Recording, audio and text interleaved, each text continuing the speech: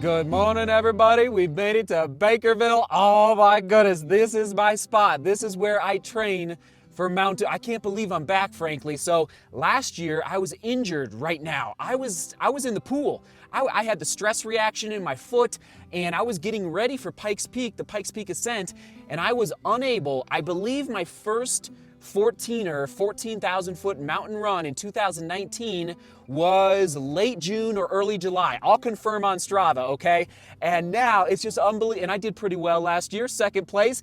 And so now, what is it? Today's like May 18th. It feels so good to get back into thin air. And by the way, I'm parked right now at 9,400 feet above sea level, and we will go up to about 14,200 feet. I'm gonna hit 2 14ers today, Grays and Tories. It'll be about 55, I believe, or 5,600 feet of vertical gain and loss today. So anyway, it feels real good to be back up here.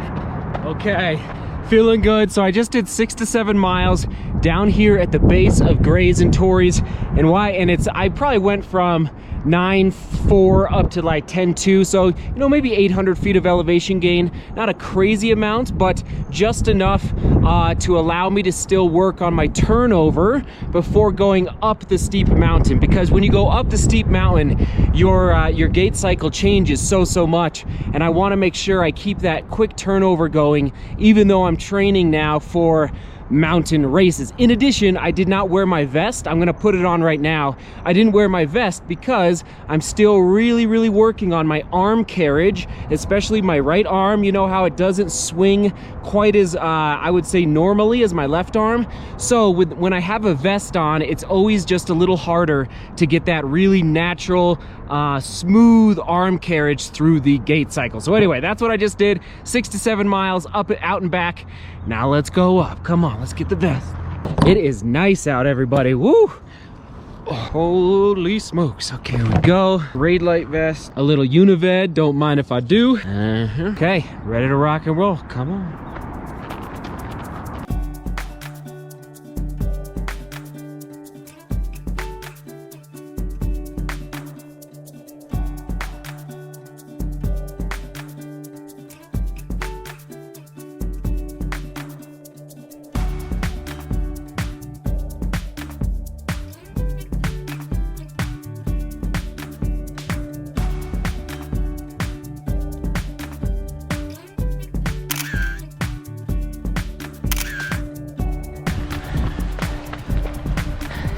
This location was covered with an avalanche a year ago in June. So way less snow up here now in 2020.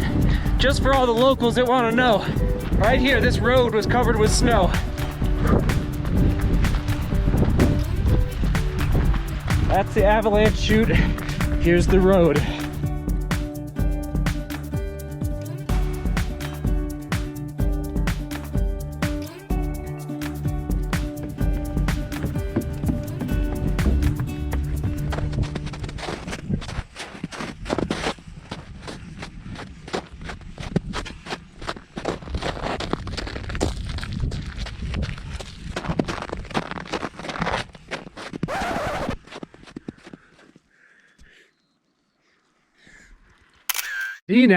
Denied, everybody. That's okay. I'm turning around. I'm about a half mile up from the upper parking lot and just post-holing. I'm a runner. I'm not a hiker. I'm a runner, and I don't like post-holing on a run. So I'm just sinking into the snow every other step, and it's just not gonna work out up here. So that's okay. Denied. Still got 2 hours of good hard work up here.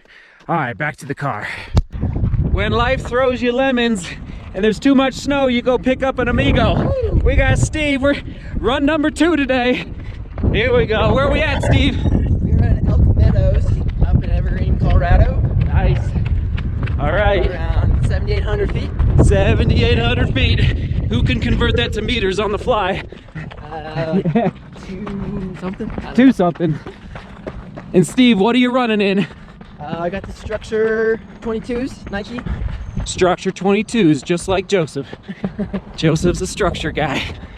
All right. Gotta have some structure to life. Right? A little structure's good. All right, here we go, everyone. I've never That's a beautiful thing about exploration. I've never run here, and I've lived in Colorado for 34 years. Oh my goodness, look at this. This is nice, Steve.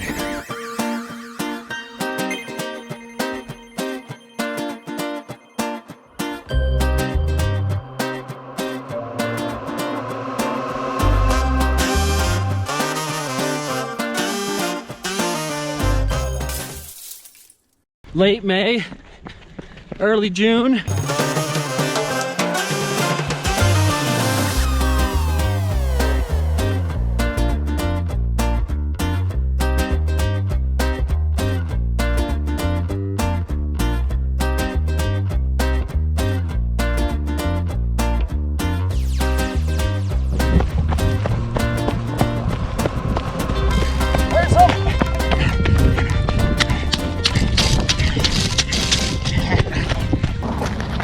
So, air five. Good work. We're back, dropping Steve off. The first of many runs this summer, right? We gotta go all over. Oh yeah. Echo Mountain. Gonna get all the KOMs. Yeah, that's right. Taking down the crowns. Watch Taking out. down the crowns.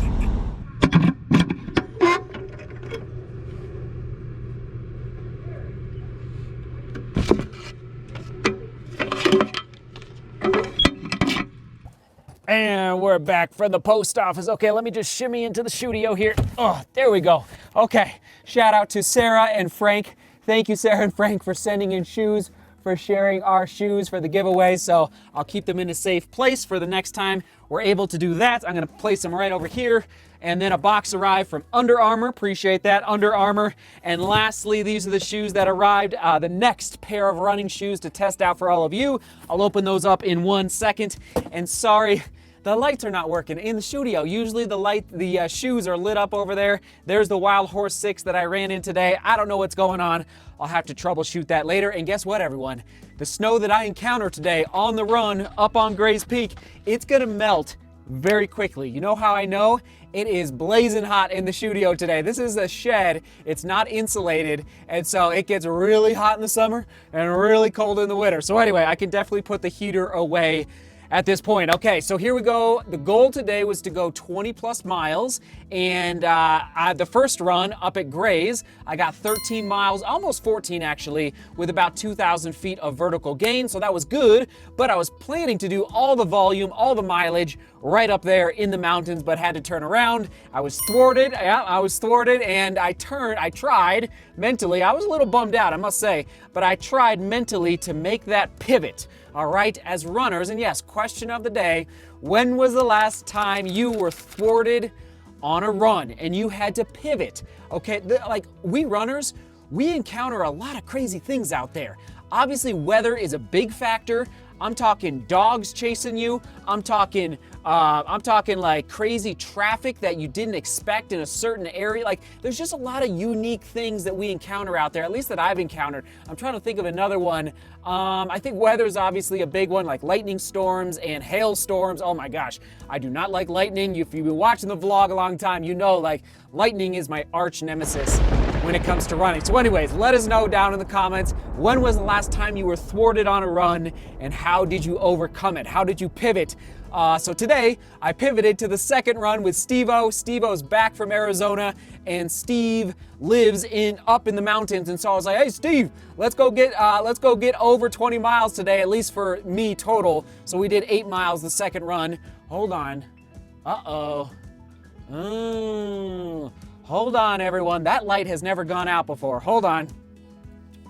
Sure enough, the light overheated. Oh man, all these things. Like you just keep persevering. Like one right hook after another. You just got to keep persevering out there. Okay, so the second run, 8 miles, about 900 feet of vertical gain and loss with Steve. And how did the Wild Horse 6s do? Listen, everyone.